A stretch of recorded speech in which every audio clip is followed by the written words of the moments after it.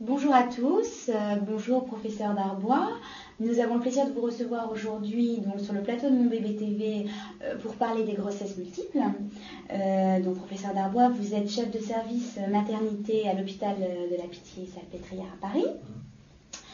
Donc ma toute première question, quelle est la cause d'une grossesse multiple?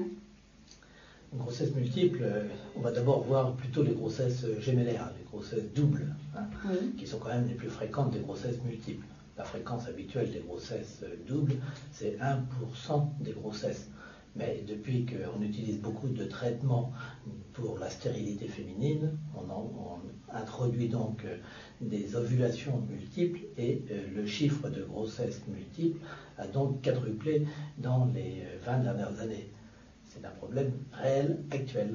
Donc, alors pourquoi les grossesses multiples? Eh bien, sur le plan naturel, il y a deux types de grossesses multiples. Celles qui sont dues au fait que l'œuf, dès son début de division, va se couper en deux et donner donc deux enfants exactement identiques.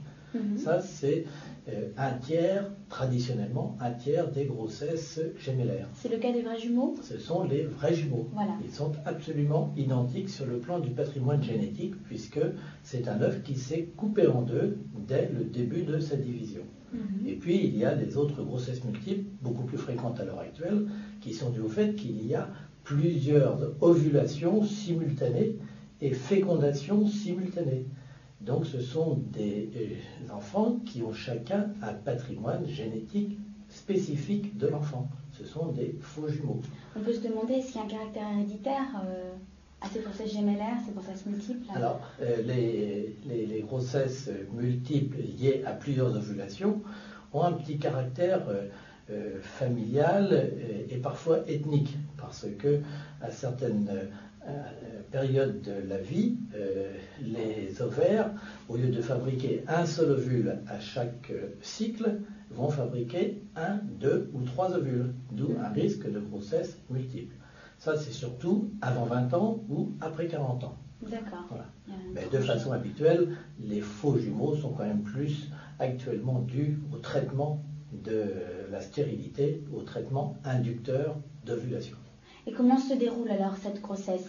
C'est différent d'une grossesse simple. C'est pour ça qu'il faut bien séparer dans la surveillance de ces grossesses, celles qui sont des grossesses gémellaires qui surviennent de façon naturelle et dont le déroulement est globalement à peu près identique à une grossesse unique. Si ce n'est que la maman fabrique 2 fois plus de poids d'enfant, ce qui est pour elle une épreuve physique bien plus importante. Donc elle est plus fatiguée. Elle sera plus fatiguée puisqu'elle aura en fin de grossesse, au lieu d'avoir un enfant de 3 kg, 3 kg 500, elle risque d'avoir 2 enfants de 3 kg. C'est-à-dire elle fabriquer en 9 mois plutôt 6 kg d'enfants, ce qui est considérable. Mais néanmoins, ça se passe assez bien. Par contre, celles qui ont des grossesses gémellaires ou plus après traitement d'induction d'ovulation ont beaucoup plus de risques d'accouchement prématuré, d'hypertension, enfin de complications de la grossesse. Et est-ce qu'on doit faire plus d'échographie quand on attend 2, 3 enfants? Comment ça se passe? Donc la grossesse en elle-même Alors, la surveillance échographique habituelle, c'est, comme vous le savez, 3 échographies pendant la grossesse. Oui. Le 3e mois, l'échographie de 22 semaines, puis plus tard dans la fin du 3e trimestre de la grossesse. Alors que pour les grossesses gémellaires, d'une part, il y a souvent des échographies très précoces, surtout quand elles sont surveillées pour des traitements d'induction d'ovulation. Donc il y a des échographies qui se font très tôt, 6 semaines, 8 semaines. Et ensuite, compte tenu du risque de complications, de retard de croissance, il y a là encore une surveillance échographique beaucoup plus fréquente. Je dirais presque tous les mois. Presque tous les mois? Oui, une échographie presque tous les mois. À ne pas négliger, bien sûr. C'est important pour savoir si les enfants grossissent bien, s'il n'y a pas de trouble de vascularisation de l'utérus, si la grossesse est d'un développement acceptable. Et comment se prépare-t-on à cet accouchement? Est-ce qu'il faut choisir une clinique, un hôpital spécialisé? C'est pas du tout pareil qu'une grossesse simple. Bien, là, il y a d'une part un aspect médico-légal et un aspect simplement de responsabilité professionnelle. Sur le plan médico-légal, actuellement, les textes imposent que les grossesses à dites à haut risque accouchent dans des milieux équipés pour accueillir ces patientes. Donc il y a là une obligation de transfert des patientes, si nécessaire, dans des maternités publiques ou privées, mais équipées de services de réanimation pédiatrique, de services de néonatologie. Il y a cette première obligation. Quand la grossesse se déroule de façon tout à fait satisfaisante chez une jeune femme en bonne santé, l'accouchement d'une grossesse gémellaire peut parfaitement se faire dans une bonne clinique ayant le matériel de réanimation maternelle correct. Est-ce qu'il y a à terme? À terme, oui, bien sûr. Ouais. Mais est-ce qu'il faut un personnel formé? Parce que bon, quand il y a un bébé qui naît, il y a une sage-femme, un gynécologue obstétricien. Là, comment ça se passe? Est-ce qu'il y a 2 sages-femmes, 3 sages-femmes en fonction? Habituellement, on essaye qu'il y ait un petit peu plus de monde au moment de l'accouchement d'une grossesse gémellaire. Alors bien sûr, en milieu hospitalier, d'une maternité publique faisant plus de 2000 accouchements, il y a tout ce qu'il faut en permanence. Hein. Mais une formation particulière pour le gynécologue obstétricien? Non, ça n'a pas... Il y a beaucoup plus de césariennes pour les grossesses gémellaires et encore plus pour les grossesses triples, et je ne dis pas pour les grossesses quadruples qui se terminent habituellement de façon assez dramatique. Mais donc pour les grossesses gémellaires, il y a quand même beaucoup plus de césariennes, habituellement de césariennes programmées.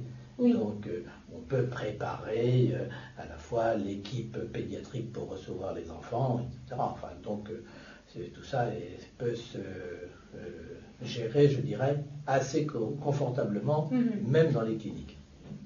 Donc il y a des césariennes, mais ça arrive aussi que la maman accouche par voie basse. Enfin, je veux dire. Oui, bien sûr, bien sûr. On essaie mais le plus fréquent, laisser accoucher par les voies naturelles. Oui. La majorité des grossesses gémellaires, surtout quand elles sont sans complications, c'est-à-dire des grossesses gémellaires naturelles. Hein. Et si on prend vraiment là le niveau du bébé, est-ce qu'il est plus petit? Parce qu'il y en a 2. Donc vous parliez tout à l'heure de 3,5 kg et 3,5 kg, mais c'est quand même rare.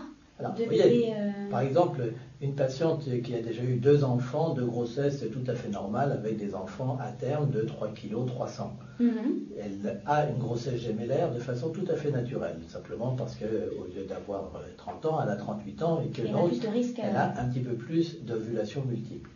Cette grossesse va se dérouler de façon tout à fait normale.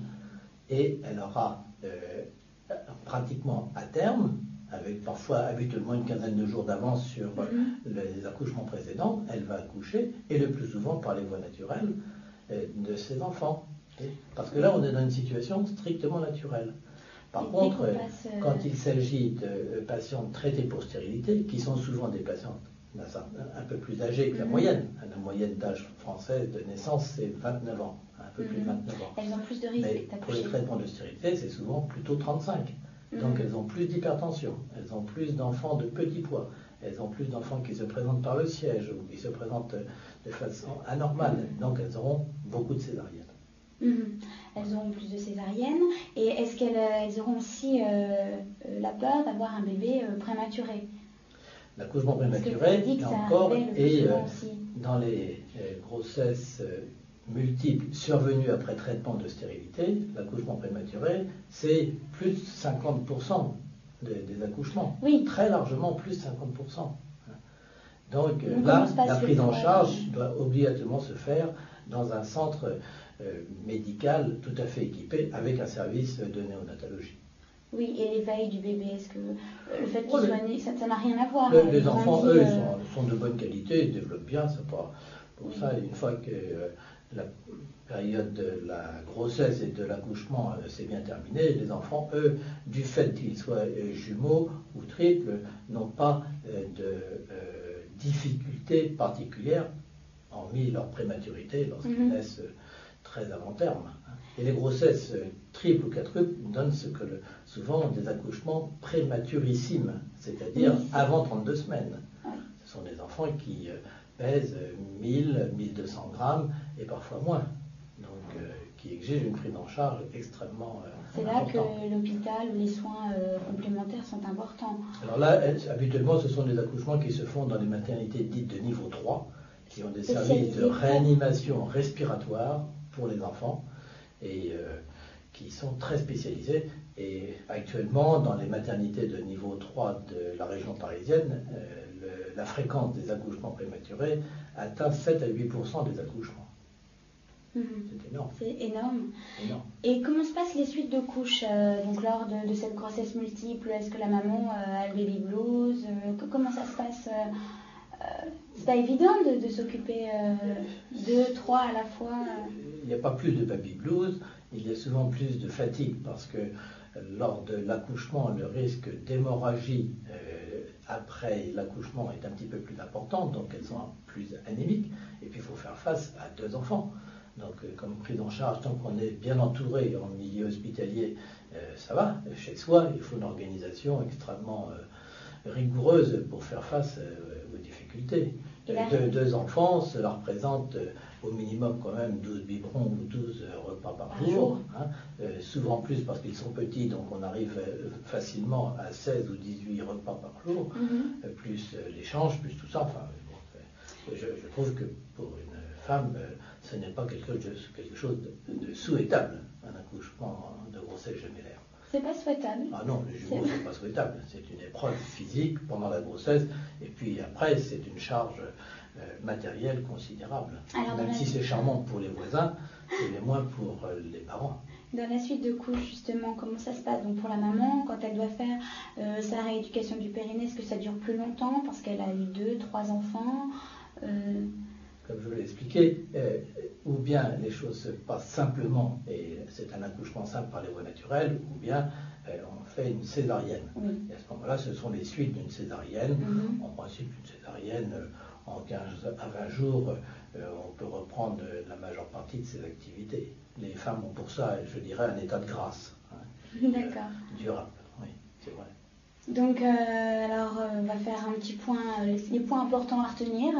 Donc, il faut savoir qu'il y a deux grossesses gémellaires ou grossesses multiples. Les grossesses naturelles, enfin, c'est-à-dire que les grossesses voulues, un peu héréditaires, et puis les grossesses suite à une stérilité. Un peu spontanée. Alors, voilà. Dans les grossesses multiples, les grossesses triples, par exemple, sont assez rares spontanément. C'est 1 pour 5000 grossesses, dit-on traditionnellement.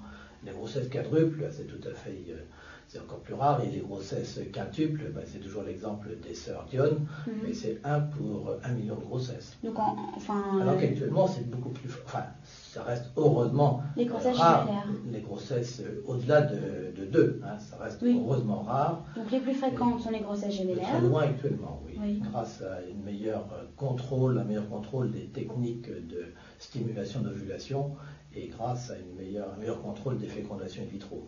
Les fécondations in vitro, contrairement à une idée assez générale, donnent peu de grossesses au-delà de 2. On essaye d'avoir des grossesses gémellaires, si possible pas, grossesse unique, mais jamais de grossesse triple, jamais de grossesse quadruple pour les fécondations in vitro. Ça, maintenant, il y a un contrôle des centres qui est extrêmement bien précis à l'heure actuelle.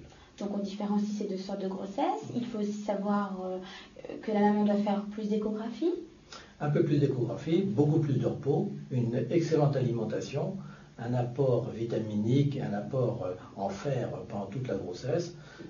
Donc ça, ce sont les conditions nécessaires pour mener autant que possible à son terme une grossesse gémellaire. Une grossesse gémellaire.